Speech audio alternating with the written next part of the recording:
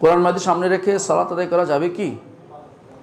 কোরআন মাজিদ সামনে রেখে সালাত আদায় করা মতভেদপূর্ণ মাসালা। অধিকাংশ আলেম এটাকে জায়েজ মনে করেন না, কিন্তু সালাফদের মধ্যে থেকে কোরআনে কারিমের শীট দিয়ে পড়া সাব্যস্ত আছে। আমরা বিনতে আব্দুর রহমান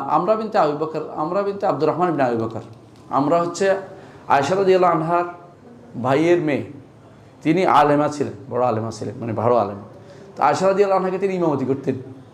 তো ইমামতি কেমনে করতেন? উনি কোরআন শরীফ দেখে দেখে পড়তেন।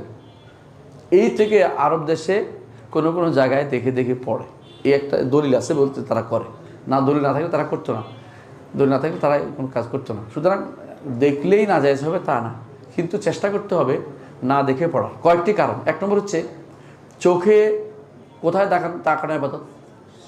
সেজদার জায়গায়। যদি কেউ মুসহাফ রাখে সেজদার জায়গা হলে তাকানো হলো না, কথা বুঝছেন তো? দ্বিতীয় হইলো চোখের সাথে সাথে হাতগুলো কিন্তু উল্টাইতে হয়। যারা মুসহাফ উল্টে তারা হাত উল্টাচ্ছে, অথচ হাত বাঁধাটা কি অবদিয়া, দাসত্বের লক্ষণ।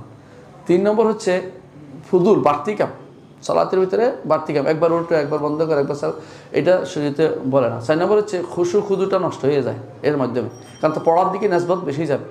তো এই বিভিন্ন কারণে আমরা নিষেধ করি এটাতে। যদি কেউ পড়তে না পারলে পড়তে অন্তত এটা দিয়ে পড়বে। কিছু না জানাচ্ছে কোরআন দেখে দেখে পড়া উত্তম। ওই ব্যক্তির জন্য বেশি উত্তম হবে যে ব্যক্তি অর্থ বুঝতে পারে কিন্তু মুখস্থ করতে পারে না কোরআন। তাদের উঠতে হবে কি জন্য? তার তো কোরআনের ভিতরে তার গভীরতাও আসবে, তখন তার জন্য দেখে পড়াটাই উত্তম হবে। যদি কোনো সে এমনি মুখস্থ পড়াচ্ছে, কোরআনে কোনো কিছু বুঝে নেয়, যদি বুঝে দেখে দেখে পড়লে বুঝবে, সে ব্যক্তি দেখে পড়তে পারবে, কোনো সমস্যা হবে না। জি, সাধারণত নফল সালাতে এটা বেশি করে আরবরা, ফরজ সালাতে এটা করে না, বুঝে আসছে? নফল সালাতে করে, বিশেষ করে তারাবির নামাজে এটা করে।